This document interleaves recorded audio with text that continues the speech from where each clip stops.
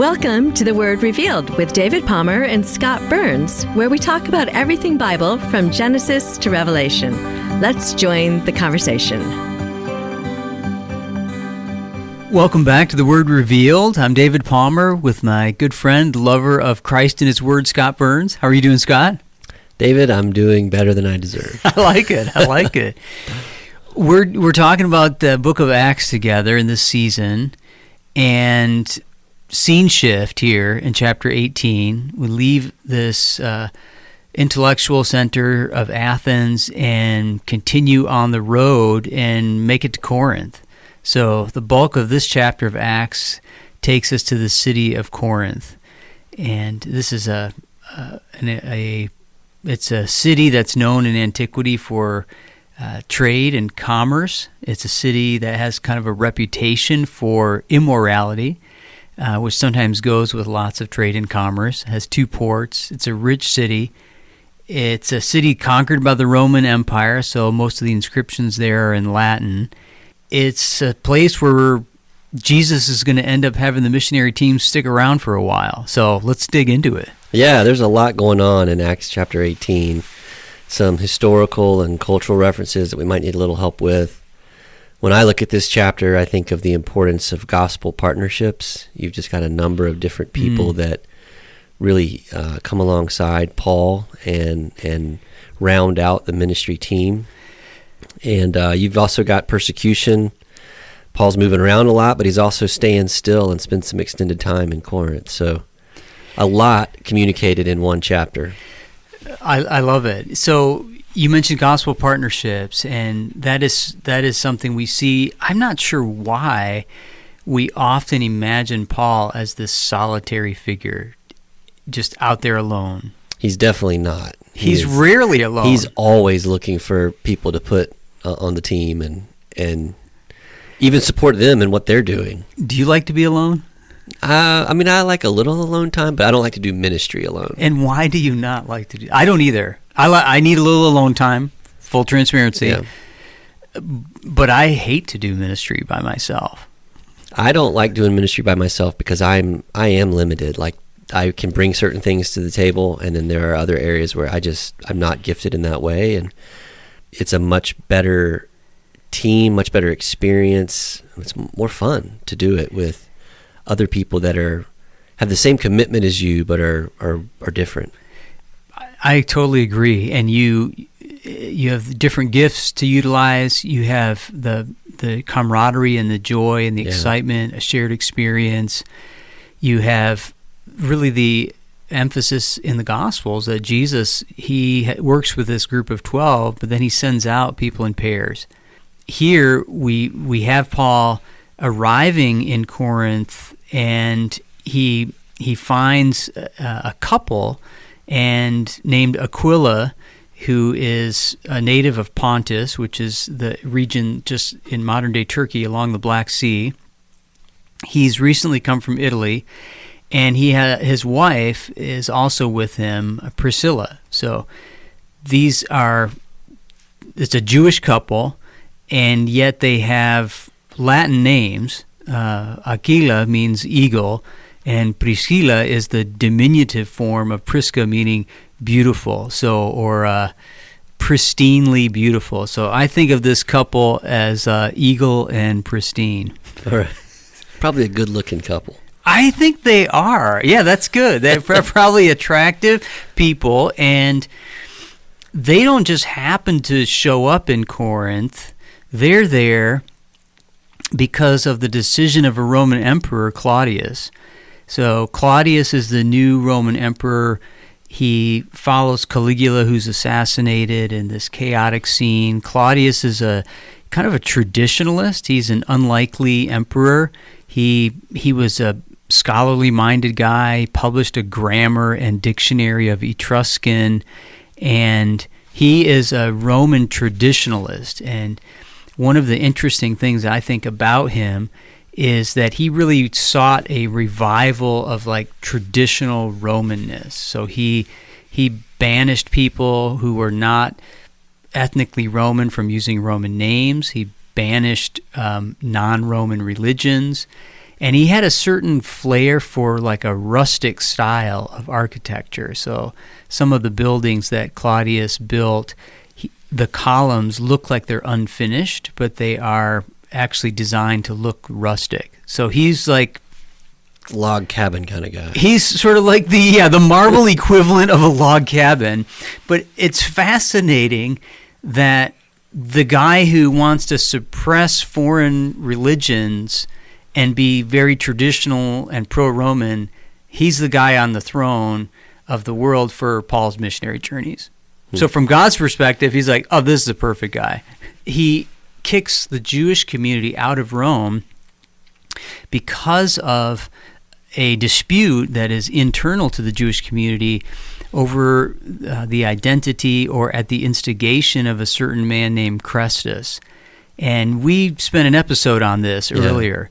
And this is actually in the account of Suetonius, the Lives of the Caesars, in his chapter on the life of Claudius, paragraph 25. He says that Claudius expelled the Jews from Rome because of instigation or at the rioting over a man named Claudius, which is probably a Latin corruption of Christos, Christ. So from all that to say, Aquila and Priscilla's perspective, they have to move, not by their own choice. And yet it forces us to really ask, does God actually work through the decrees of Roman emperors who don't even know him? I say yes. I say yes too. And Luke in particular, right? This is like the Acts equivalent of the decree of Caesar Augustus to go register. This is like the nativity decree in the gospel, and yet here it sends these people, and yet they become lifelong ministry partners for Paul. And you do have to appreciate that. I mean, they could have kind of been expelled and then just sat and pouted. Right. But they just said, well, we're here now, we'll do ministry here. They're very flexible, and they're just going to go where life takes them, and they're going to do ministry wherever they land. I think that's a great observation. I think they don't start doing ministry in Corinth. Yeah. They just continue it. Yeah. So if you lose your job, or if you are doing ministry or missions in a different place, and the geopolitics or the internal politics change around you outside of your control, Jesus Christ can be trusted, and sometimes he's just moving you into position where he wants you. So, well, Aquila and Priscilla disappear for a little bit of the chapter, and then they pop back up.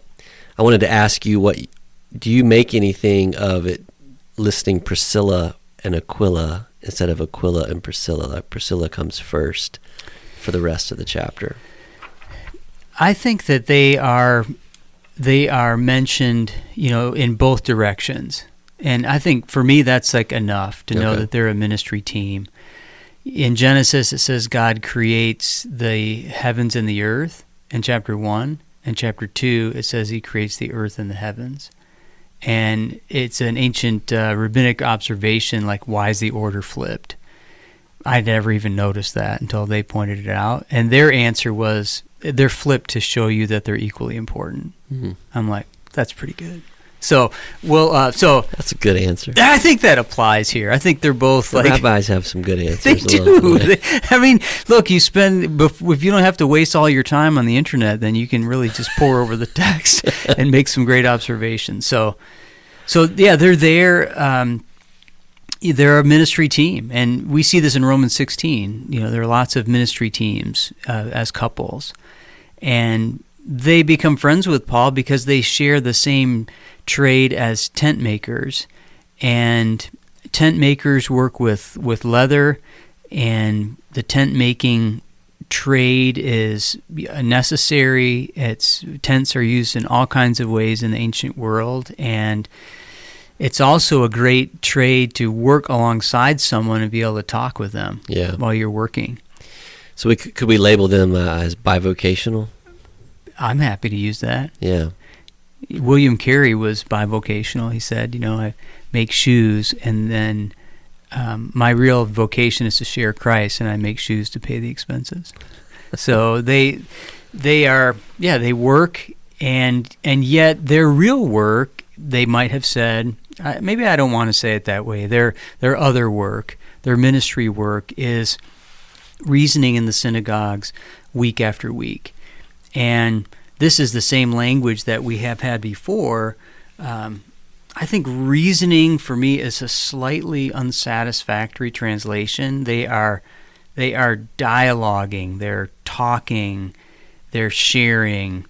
They're not just having like a logical argument. They're what are they doing? They're talking actually about the text and its meaning. That's what they're engaged in. And like we've seen before, they're trying to persuade both Jews and Greeks, and they are trying to persuade them. And the language that's used here of persuasion is the language of convincing someone to believe something. It's not just that they're trying to shape people's opinions. They're meeting with others, their kinsmen, and they're looking at the text in the context of the synagogue life, and they are trying to help their new friends discover what they have discovered, that the Messiah is Jesus. And I think that is also a formulation here that I think is, to me, it's really significant in verse 5 that we read that Silas and Timothy arrive. Paul's occupied with the word, and he is testifying. And what is his testimony? And the ESV does this brilliantly. That the testimony is that the Christ was Jesus. And this is exactly what we saw earlier in the ending of the Gospel of John. John says, I selected these things of all that I knew of Jesus in order that you might believe that the Christ is Jesus.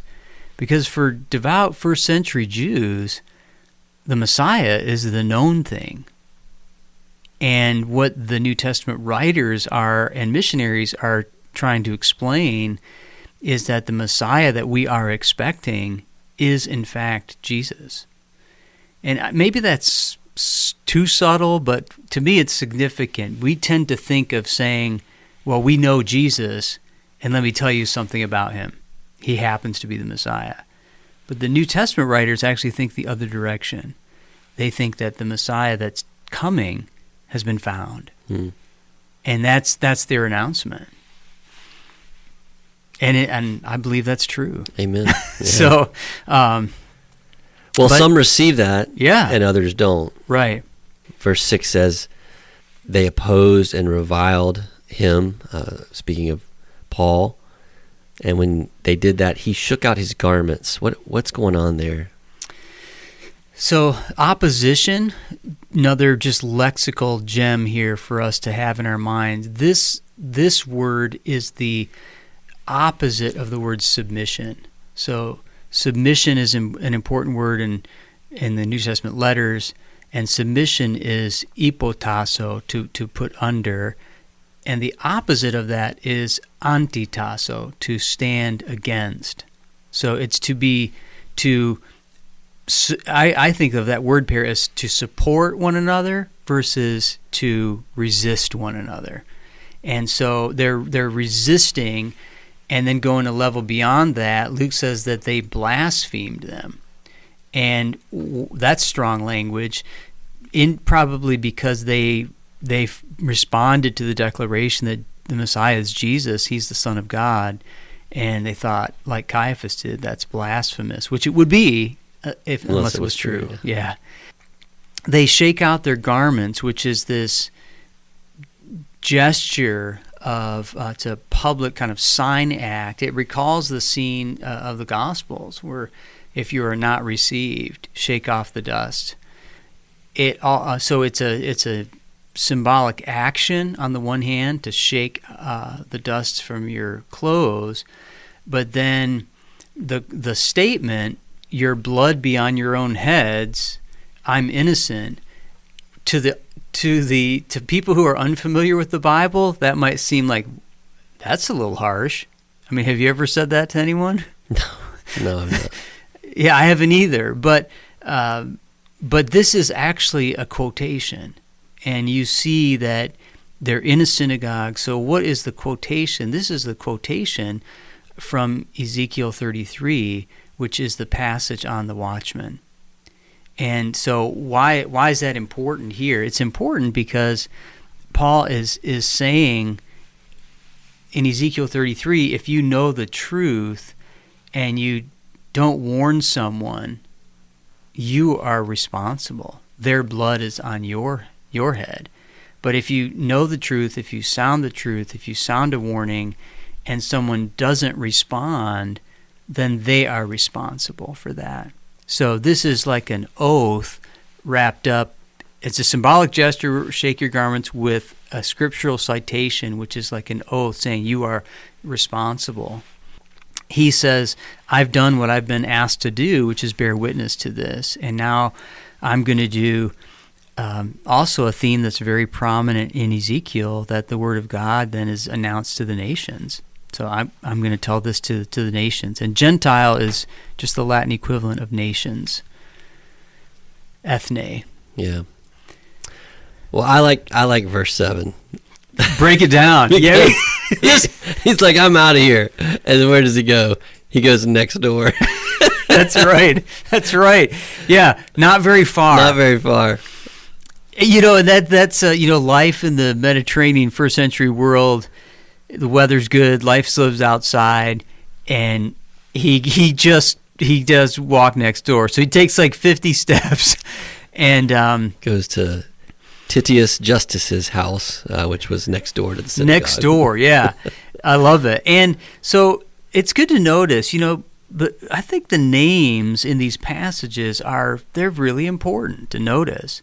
So Titius is a variation of Titus, Justus.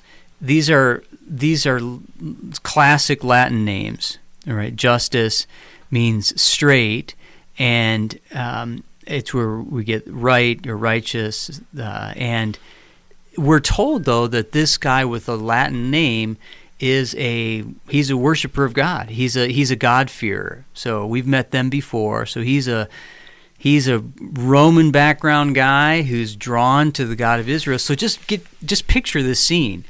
Here are this group of Jews who believe in Jesus talking in the synagogue, and then they have to leave, and they go next door to a guy who's from kind of the other edge of the social universe, who's on his way to the synagogue and is attending regularly and is yet to fully convert. So this is a little humorous, but it is what it is. The guy who's in charge of the synagogue is a guy named Crispus, which is it's a nickname that means curly. So you got Titus Justus with the straight hair, and you got Mr. Curly Hair, who happens to be in charge of the synagogue. So Roman culture is famous for giving people nicknames. So even the emperors have nicknames, like Caligula just means the guy wearing the little boots we talked about. So this is Mr. Curly Hair. He's in charge of the synagogue, and he believes. Yeah, so we're on verse 8, and now we've had 6 different people mentioned in 8 verses that are coming to the Lord, coming onto the team. Yeah, and there are a lot of people named from the church at Corinth in the New Testament. And even so, I think this also to me is instructive, that you shepherd people and you evangelize people, and you know them and you know their names. And remember, Luke is part of the team at this point. So I think that also, it does show us something of him. Yeah. That he's noticing the people. Yeah. And he's paying attention. So Crispus believes, together with his entire extended household, like we saw earlier with the case of Lydia. Many of the Corinthians, hearing Paul, they believed and were baptized. So when he arrived in the city, it was an utterly unreached city. It was a medium to, I'd say, an upper medium-sized city. The theater in Corinth was renovated about a decade before Paul gets there. The Edict of Claudius happens in AD 49, and the theater of Corinth was renovated, and it seats about 14,000 people. And archaeologists use the size of the theater to estimate a city's population. So the size of the theater is about 10% of the city's size. So that is actually how they estimate the citizenship of Ephesus to be 250,000, because the theater seats 25,000. And that's probably citizens, 140,000. That's a good-sized urban core. And then, of course, you have a lot of other people around in the city. And when Paul gets there, it's a city that's not been reached. So there's a really positive response initially.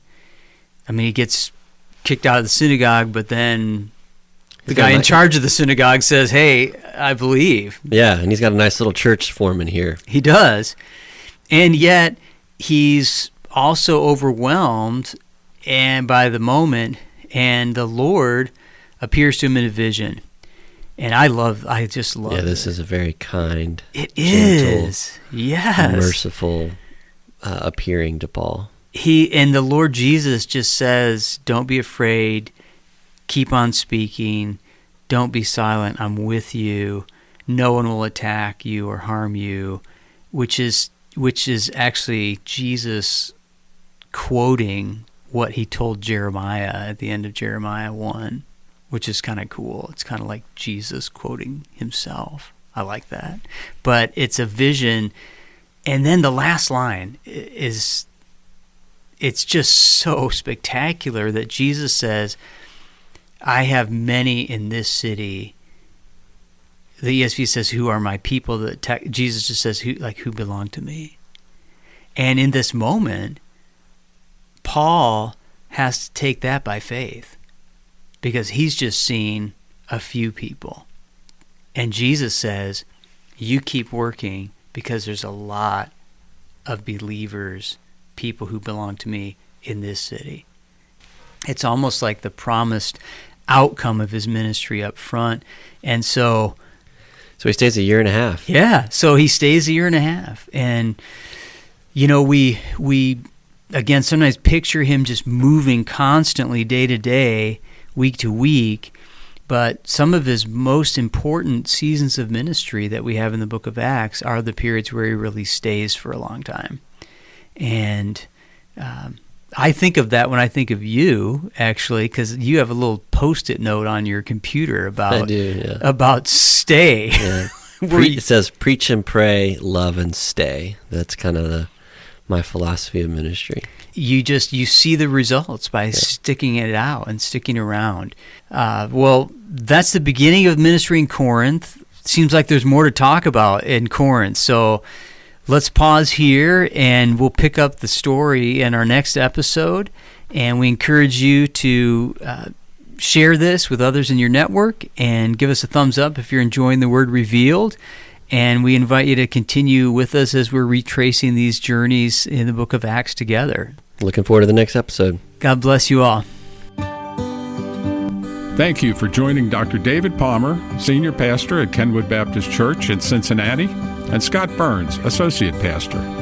Meet us here next time for another conversation on the Bible.